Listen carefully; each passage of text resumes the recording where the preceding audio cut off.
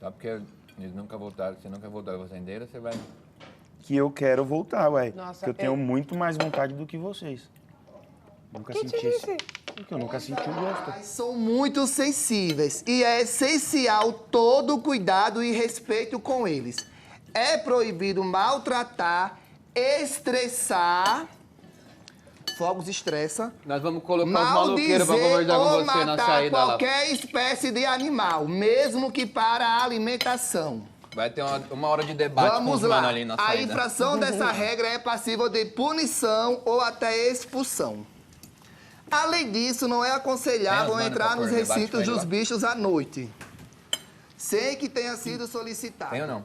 Tem. É proibido Ô, entrar mas deixa eu com te falar qualquer uma animal coisa. na sede. Eu tenho que sair, você... É tão bom, né, um manual assim pra gente ficar ciente de tudo. Rapaz, vai ter uns maloqueiros lá, você troca ideia com eles lá fora. É ótimo um manual assim. Não é pela internet, não. É ótimo. É pessoalmente. É ótimo um manual assim. Tá meia dúzia que vai querer trocar ideia. É. Tipo, se a Adriane não falou nada, o que eles têm que se preocupar? Eles não sabem nem quem é. Não, no ano novo eles vão pra... É. Não vão pra praia. Não vão ouvir um fogo. Passa onde?